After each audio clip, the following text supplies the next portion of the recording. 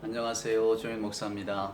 오늘은 사도행전 3장에 나와 있는 안진뱅이를 일으켰던 사건 그 이후의 이야기를 한번 여러분과 나눠볼까 합니다. 사도행전 3장 11절 말씀부터 한번 보시겠어요?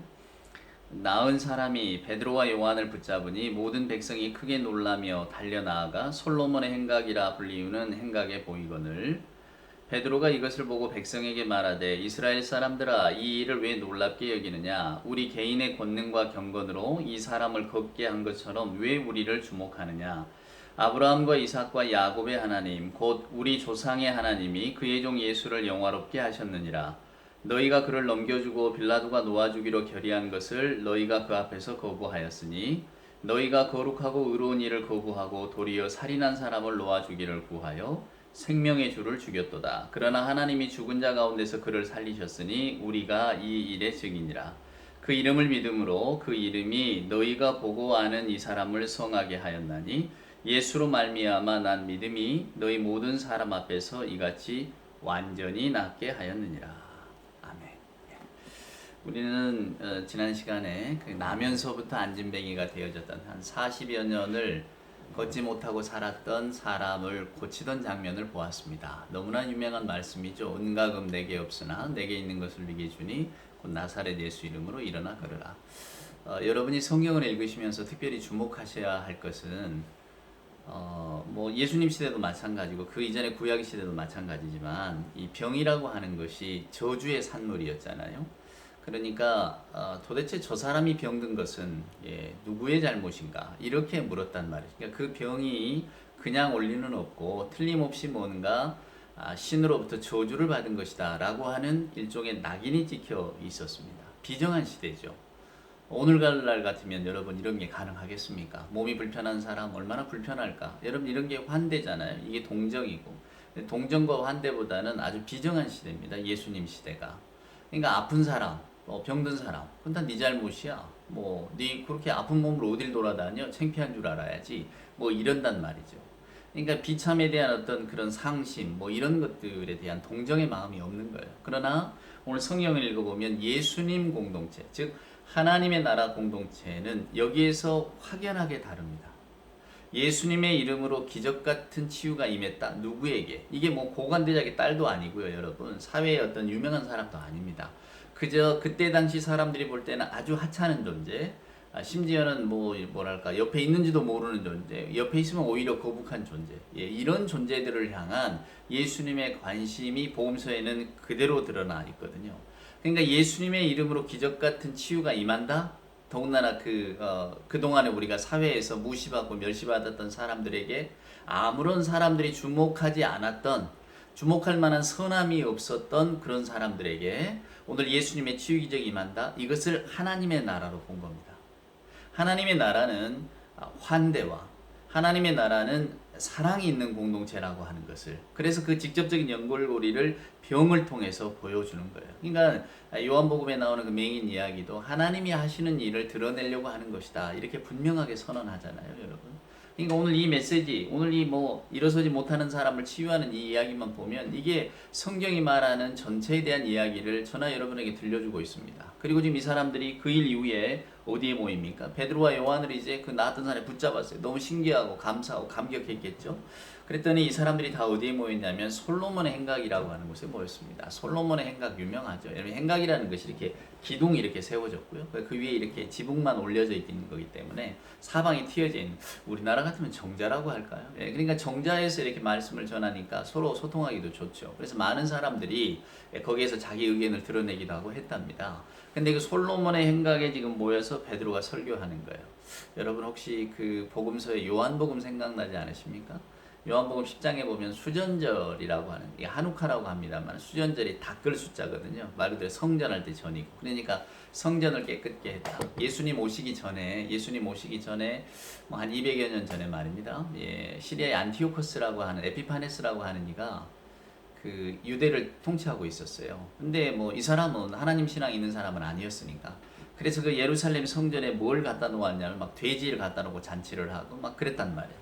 유대인들이 얼마나 불편해요. 그래도 하나님의 성전인데. 그래서 요한 마카비우스라고 하는 이가 이제 반란을 일으켜서 일종의 독립전쟁이죠. 반란을 일으켜서 다 시리아에 몰아내버리고 성전을 깨끗게 합니다. 그래서 이스라엘 사람들이 그것을 아주 이렇게 기념해서 수전절, 성전을 깨끗게 했다. 하누카라고 하는 절기를 마치 유월절, 모순절과 같이 큰 절기로 지켰거든요. 그때 예수님이 한번 이 솔로몬 행각에서 설교를 한 적이 있었어요. 베드로도 그때 이제 예수님의 이야기를 들었겠죠. 근데 지금 이제 시간이 지나서 예수님의 자리, 예수님이 설교하던 자리에 지금은 이제 베드로가 서 있습니다. 베드로가 서 있으면서 예수님의 이렇게 행적들을 전하는 거죠. 그게 참 놀라워요. 이렇게 흐르고 흘러서 말입니다. 예수님의 사역을 이제 베드로가 이어받고, 그리고 그 사역 속에서 부활하신 주님을 증거하고, 아마 예수님이 요한복음 10장에서 그 솔로몬 행각에서 설교하실 때에는 베드로는 예수님의 이야기를 반은 알아들었을까요, 여러분? 몰랐을 겁니다. 제자들의 어떤 이런 모습들이 복음서를 읽어보면 쭉 나타나잖아요. 그들도 부활의 주님을 만나면서 비로소 진정으로 주님이 어떤 분인가를 깨닫고 이제 주님에 대한 신앙을 갖게 되는 모습들을 보게 되는데요. 그래서 오늘 베드로가 이제 완전히 달라진 모습으로 이제 거기에 모여든 솔로몬 행각에 모여든 사람들에게 설교를 합니다. 근데 설교의 주 내용은 뭐냐면요, 여러분 다른 것 없습니다. 마지막에 보면 16절에 보면 그 이름을 믿음으로 그 이름이 너희가 보고 아는 이 사람을 성하게 하였나니 예수로 말미암아 난 믿음이 너희 모든 사람 앞에서 이같이 완전히 낫게 하였느니라. 무슨 이야기입니까? 여러분이 지금 못 걷던 사람이 벌떡 일어나니까 다 놀라서 여기에 모여 있지만은, 오늘 이 모여 있는 그 이유, 우리를 통해서 이루어진 이 일들이 누구 때문에 일어난 일이냐? 예수 그리스도의 이름으로 일어난 일이다, 그 말이에요. 그 믿음 속에 이 모든 것들이 다 있다. 그러니까 이제 그 다음에 이어지는 직면 베드로의 설교는, 그러니까 우리가 속히 돌이켜서 회개하고 죄 사함을 받는 회개를 하고 구원을 얻어야 된다. 이제 이 말을 전하고 있는 겁니다. 그러면서 이제 오늘 여기 잠깐 언급됐습니다만은, 여러분들이 빌라도는 무죄하다고 놔준 사람을 여러분들이 죽이지 않았는가? 이제 책임 전가도 하고, 또 우리가 아는 유명한 말씀, 이게 혈통으로 이스라엘이라고 다 하나님의 자녀가 아니다. 이제는 예수 이름으로 세례를 받고 회개하는 자에게만 하나님의 구원이 있다. 그러니까 구원이 이렇게 열려져 있는 것을 저나 여러분에게 보여주는 거죠. 제2의 은총입니다. 제1의 은총은 이스라엘 사람들에게 주어졌지만은, 이제는 그리스도께서 십자가 대속의 죽음을 하심으로써 우리 모두에게 구원의 통로가 다 열렸다고 하는 것을 우리에게 들려주는 거죠. 그러니까 누가는 분명하게 말하고 있어요. 그러므로 회개에 합당한 열매를 맺고 너희가 마음속으로 나는 아브라함이 우리 조상이라고 이렇게 말하지 마라. 생물학적 타고난 권리 이거 구원받았다고 잘난 척할 수 있는 사람은 아무도 없다라고 하는 것을 분명하게 선언하고 있는 거죠. 그러니까 저와 여러분이 우리가 오늘 이 베드로의 설교를 통해서 정말로 크게 깨닫는 게 있습니다. 그건 뭐냐면, 교회라고 하는 곳이 예수 이름을 전하는 곳이잖아요. 그러니까 오늘 사도행전은 이제 앞으로도 계속 쭉 읽어보고, 나중에 이제 사도행전 8장에 빌립이라는 사람 이야기도 나오고, 또 14장에 이제 그 바나바와 바울 이야기도 나옵니다만은, 빌립이라고 하는 이제 그 마술사가 말입니다. 사고 싶어 했어요. 그 능력을. 놀랍잖아요. 자기가 마술사니까. 마술이라고 하는 것은 그냥 놀라운 힘을 빌려다가 사람들 앞에서 뭔가를 보여주는 겁니다. 그러니까 사람들의 소망을, 유익을 얻고자 어떤 감당할 수 없는 신의 힘을 끌어오는 거죠. 그것을 이제 마법이라고 하는데, 마술이라고 하죠, 성경은. 그 마술사 시몬이라고 하는 이가 내가 그 능력을 좀 살 수 있게 해달라고 돈을 들고 찾아온다니까요. 그때 이제 사도들이 그런 것 없다, 이제 나중에 제가 8장에 가면 자세히 설명해 드릴 텐데, 우리는 믿음은 그런 게 아니다라고 아주 준엄하게 꾸짖고 선포하는 것을 보게 됩니다. 그래서 말입니다, 여러분. 믿음이 뭔가라고 할 때에 오늘 사도행전을 보면 사도들은 철저하게 경계했어요. 그런 마술적인 힘으로 인해서 뭔가 기적이 일어나고 그것 때문에 사람들이 혹하는 것을, 우리가 복음서를 읽어보면 예수님도 고쳐주시되 입을 다물라고, 비밀을 지키라고 그런 말씀들을 많이 하시잖아요. 그건 뭐냐면 어떤 믿음이라고 하는 것을 기적으로 오해하기 쉽기 때문입니다. 그래서 베드로도 요한도 분명하게 명토박듯 딱 지르고 가요. 절대 여러분 오해하시면 안 된다고. 우리는 어떤 마술적인 힘을 빌려서 병자를 고치고 이런 우리 능력이 아니라고. 오직 이것은 예수께서 우리와 함께하고 계신다는 것의 증거일 뿐이라고. 교회라고 하는 것은 우리들이 가지고 있는 힘이나 능력을 세상에 보여주는 것이 아니라, 오히려 세상에서 멸시받고 천대받고, 오히려 세상에서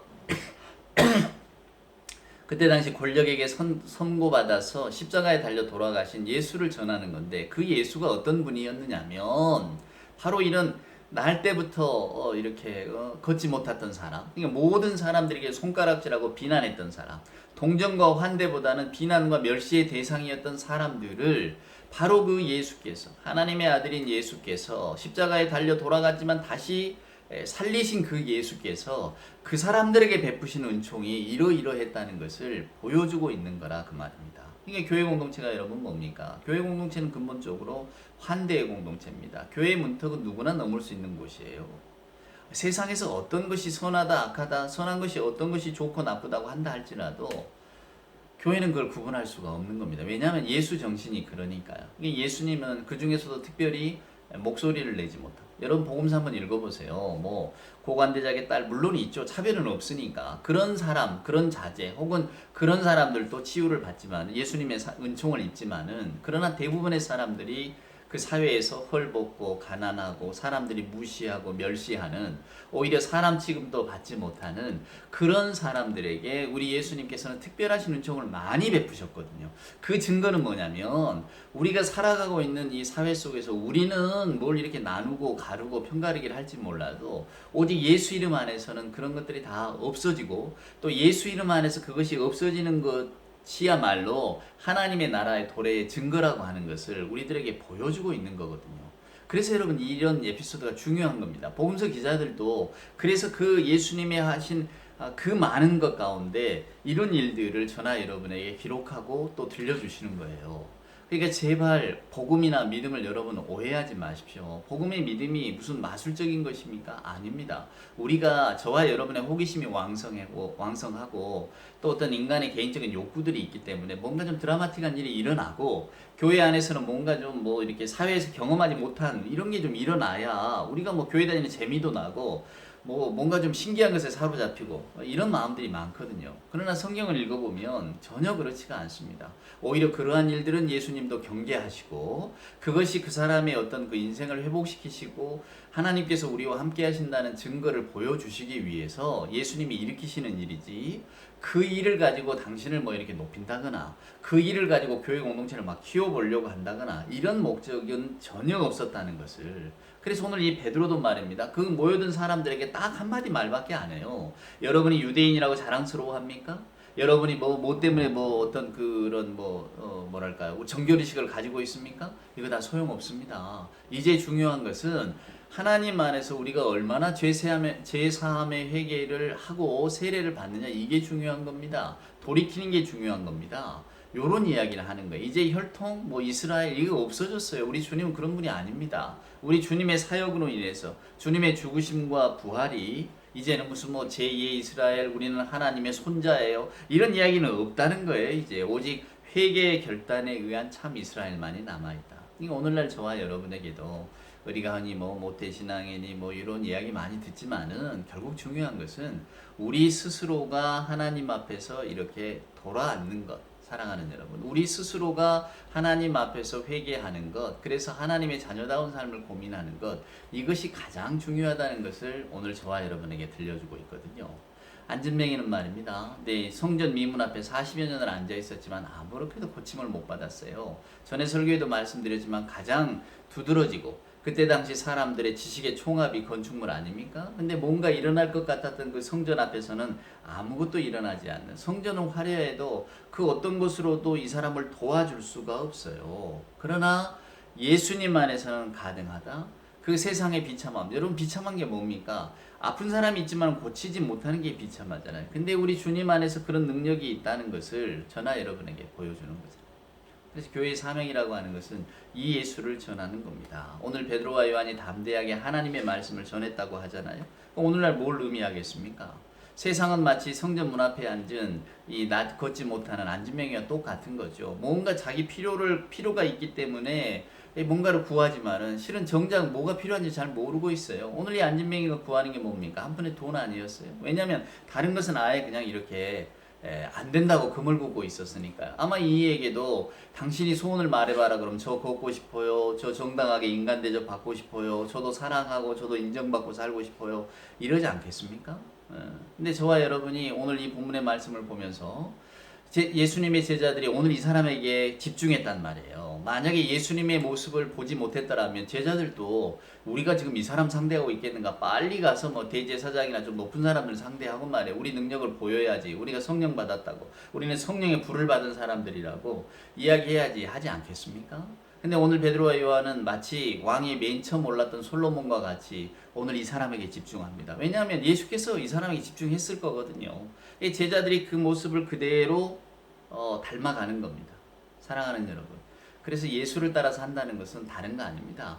환대가 필요한 것에 환대를 하면 되고, 눈물이 필요한 것에 눈물을 같이 흘리고 기도하면 되는 겁니다. 우리가 믿는 바대로, 우리가 믿는 게 뭡니까? 세상의 비참함, 세상의 어려움 없어지지 않아요. 때로 우리 힘으로 해결해 보려고 하지만 그게 없어지지 않습니다. 하지만 예수 안에서 일어나는 온전히 회복이 일어난다는 것을 우리는 이 말씀을 통해서 보고 있잖아요. 이게 그것을 담대하게 전하는 겁니다.